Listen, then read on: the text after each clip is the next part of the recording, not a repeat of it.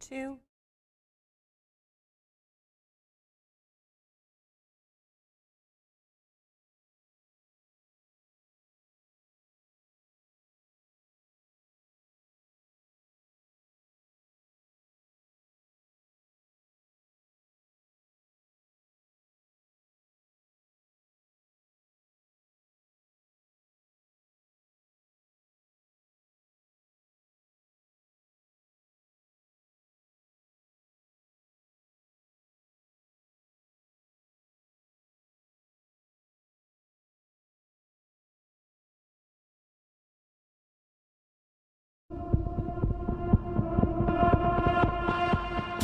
This is Channel 13.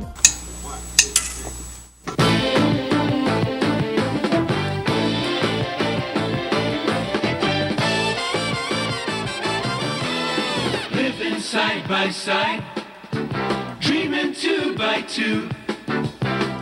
You are the reason that we do what we do for you. Yeah, for you. We do it for you on WIBW.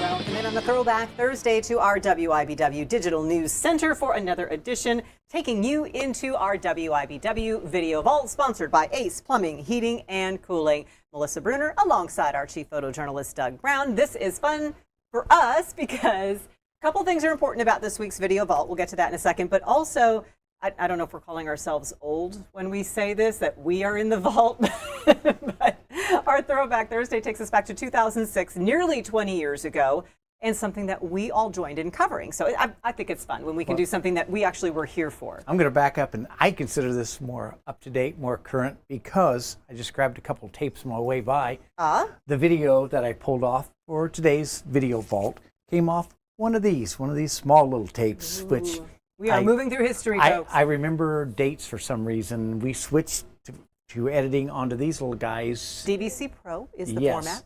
And it was February 13th of 1999. That sticks in my mind. Was it Friday the 13th? I don't remember that. I don't remember that much. But it was quite a change because this was a big deal going to this. It was a digital tape is what they called it, but nothing like the digital stuff we see nowadays. But before, everything was done on these big guys. And this currently, I have another roughly 10, 11 years worth of these. 3/4 inch videotape for those who are keeping track at home. Exactly. So we have a lot of these to go through.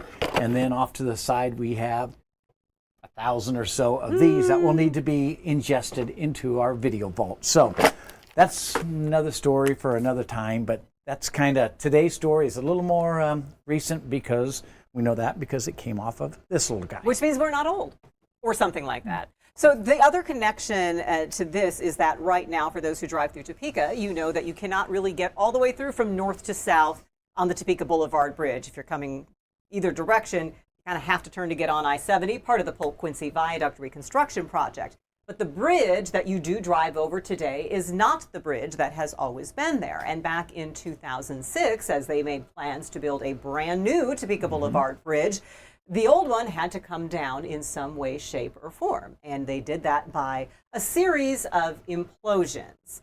This was a significant event for the city, of course, because it's a major construction project. It's a major connector across the Kansas River from the north side of Topeka to the south side of Topeka. But we also at the time were just kind of starting to get into the new technology that was the internet. Yeah, we didn't have all these computers. We didn't just press a button to start live streaming way back then. It was a little bit more involved. And we did not really live stream until that day, August 9th of 2006, the implosion of the Topeka Boulevard Bridge was the very first live streamed event on WIBW.com. And I think it might have been the first live streamed event for our local media, of any of the local media. You know, there were certainly other entities that were developing websites and leading the way there. And then so we dove in with this live streamed event of imploding the Topeka Boulevard Bridge. It was a big event, so obviously a lot of reporters were doing a lot of things. What was the bridge? Why did it need to come down? What was this project all about? The reporter here is, I believe the first one might have been Lisa. I No, this is Marla Carter. on the Marla first Carter. I one. was going to say, Lisa was the second one. Who's the first one? Marla Carter was the reporter here. Little history of yes, the bridge. looking back at the bridge. Here you go.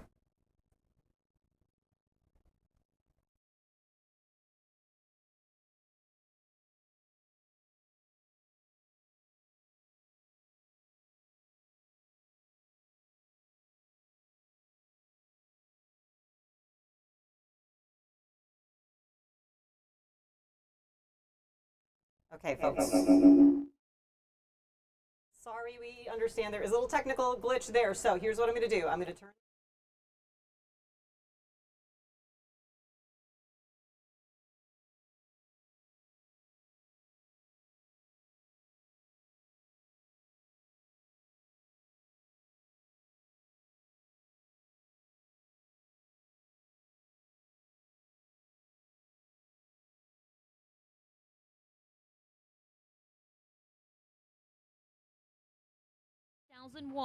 After a chunk of the bridge as long as a car fell off and landed in the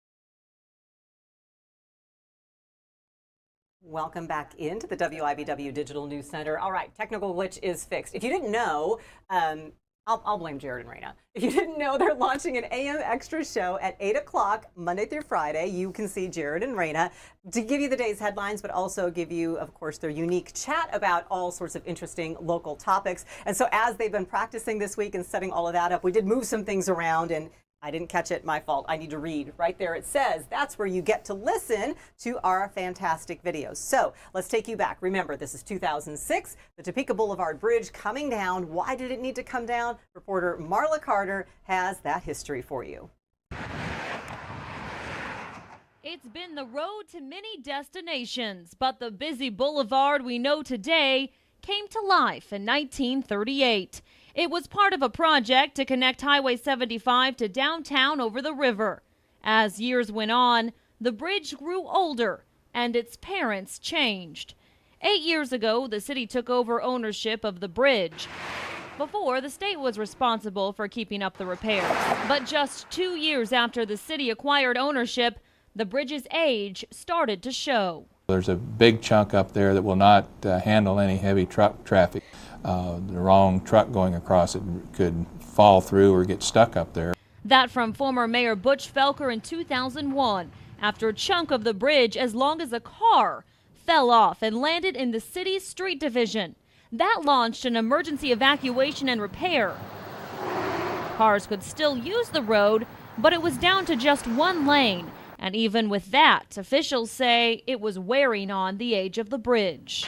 2 years later, a campaign to give new life to this Capitol connector was underway. In August of '04, voters approved a half-cent sales tax to raise $168 million to replace the bridge. Now, after almost 70 years, new tracks and destinations will mark the new life of the bridge. Marla Carter, 13 News. So there you have it. The bridge was aging, needed to come down, and so that is what was going to happen. This event, as we mentioned, was our first live stream event, and so that meant we had a lot of cameras, a lot of crew out there. And it was done different than it is now. Nowadays we have basically units that run off cell phone cards, but back then we still have the vehicle. We use it for special events, but we had a big van, 45-foot aluminum pole with a transmitter on it that would go down, send a signal to the bank downtown, come back. Once it got back here, I had no idea how they got it on to the computer to live stream it. We did our portion out there using the old school van, and our IT people took care of it once it got back to the station. Well, we weren't the only ones with a big crowd out there. A lot of people came out to watch as well, and they lined up on both the north and south banks of the river right along the Kansas levee, quite close. Lisa Boschert was a reporter who was out there, and she caught up with some of the folks and why they found it so fun to watch. You're going to get your first glimpse of the bridge coming down in this one as well. Some eager watchers took to the rooftops to get the perfect view, while hundreds came from all over to find a space along the levee. What brings you out here in this hot sun? Oh, to watch the bridge be blowed up. I learned how to swim in this river, and that's always been a landmark. For some, it was sentimental. The bridge has been around just a little bit longer than I have. I hate to see anything older than me go away. For others, it was all about the sheer excitement. A lot of explosion, a lot of rocks flying everywhere. That's what I'm hoping to see. We're just minutes away from the implosion, and there is barely a spot left on the levee as hundreds of Topekans gathered to find the perfect vantage point. But as 5 minutes turned to 20, people in the crowd became anxious. I don't think I can wait one more minute. I've been here waiting and waiting. And dozens on lunch breaks and those feeling overheated and over 100-degree temps left before the blast. But hundreds more stayed as the bridge came tumbling down. Whoa! That was awesome. That was really cool. It was worth wait. Worth wait. I thought it was cool. Was it worth the wait? Yes. And after the dust had settled, many turned to see if they had captured the moment. Yeah, that's cool. That's cool, and it's quick and everything.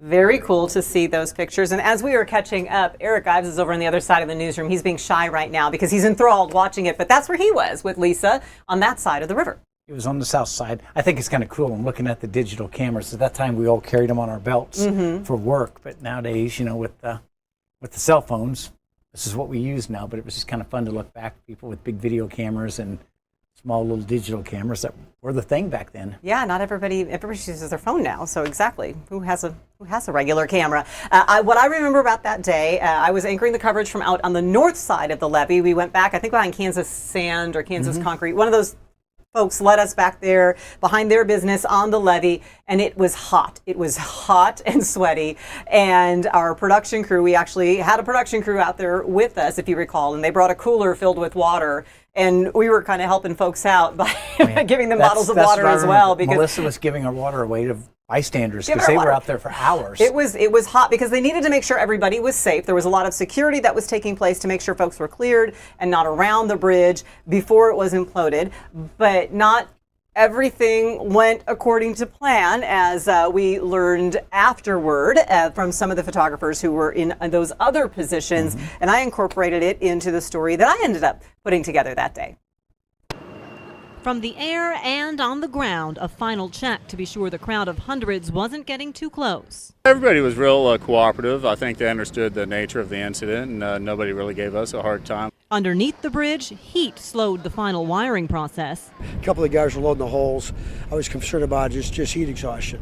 You know, out there it was really hot. We took a couple breaks to just let these guys hydrate. Finally, at 1:35, more than a half hour past schedule, the final countdown.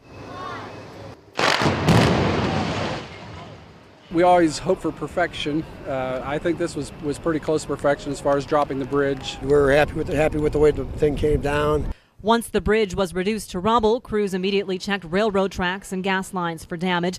There were a few glitches. Pay attention to the Topeka fire inspector standing by the barricade in the center of your screen.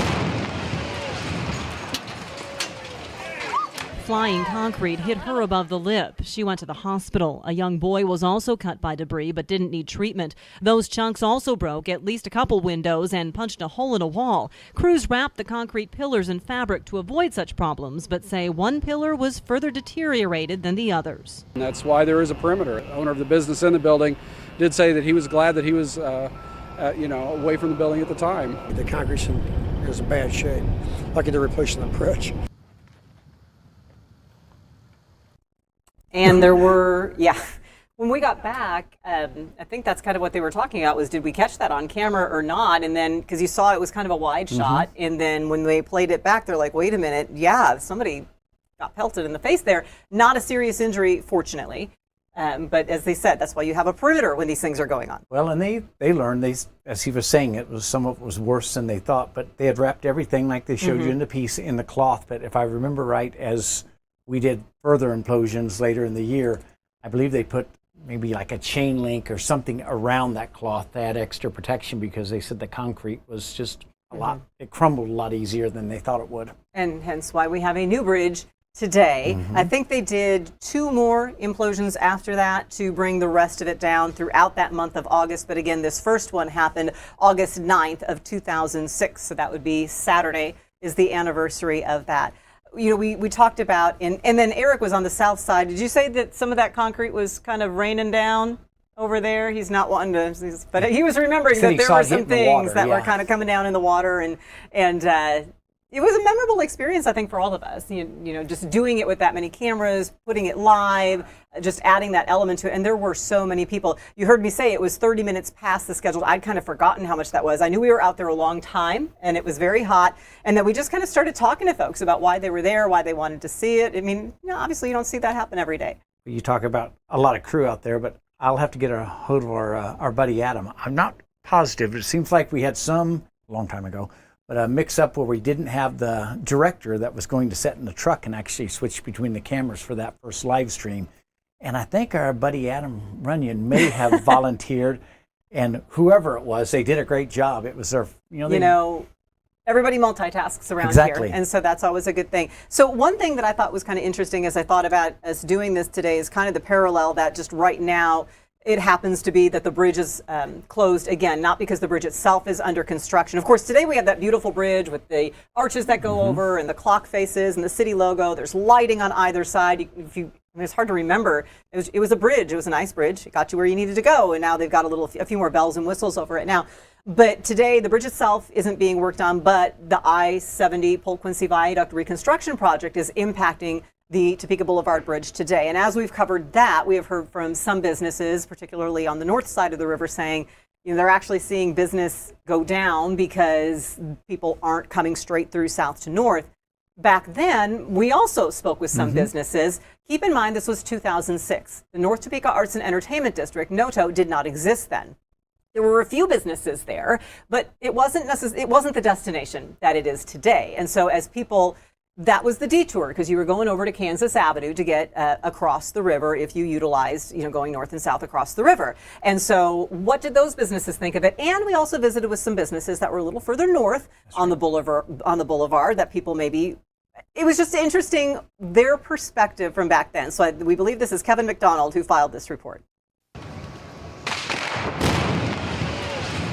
One of the main gateways to North Topeka is no more, but shop owners have already had a taste of what life is like without the Topeka Boulevard Bridge since it officially closed last week. We're struggling along with everybody else, but yeah, I think we're going to be all right. I think it's going to grow.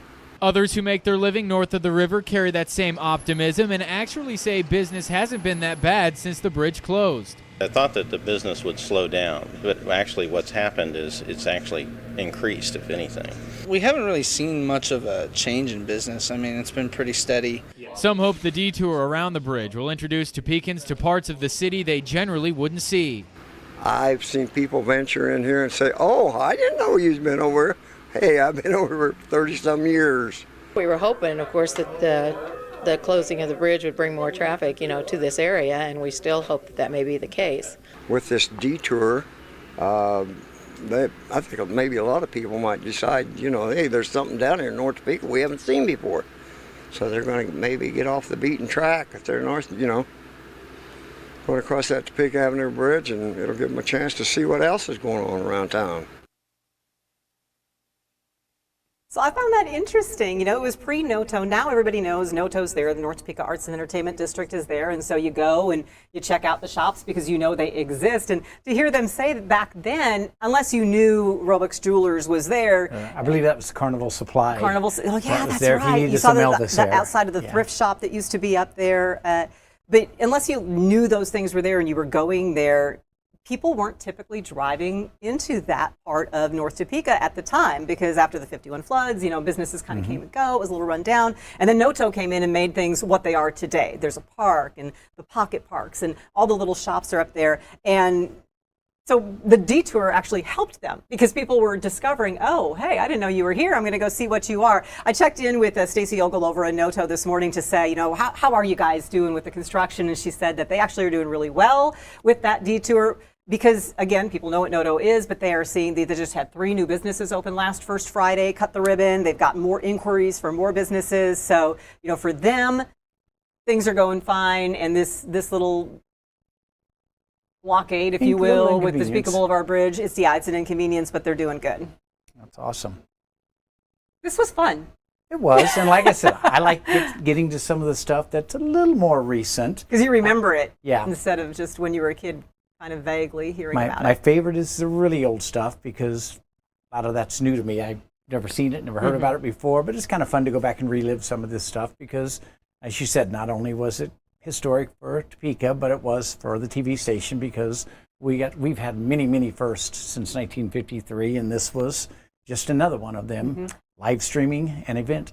Our first live stream now is just kind of a regular part of what we do around here. It's advanced a lot. We hope you enjoy it. Hope you enjoyed getting this trip back into our video vault as well, seeing the Topeka Boulevard Bridge, what it was before, how it became what it is today, and also marking this milestone with us, 20 years of live streaming on WIBW.com as we made this trip into the video vault. It's been fun. You know what we're doing next week yet, Doug? Well, that's what I was going to ask you. If you have a suggestion, let us know because I like to do things, you know, kind of date-based. If it's something in August, something in September, but if there's something really cool, I'm willing to go dig it out, look for it, and we'll show it anytime. All of you on the History Geeks page, I'm just going to say he keeps telling me he's running across cruising videos. So one of these weeks, we're going to go cruising.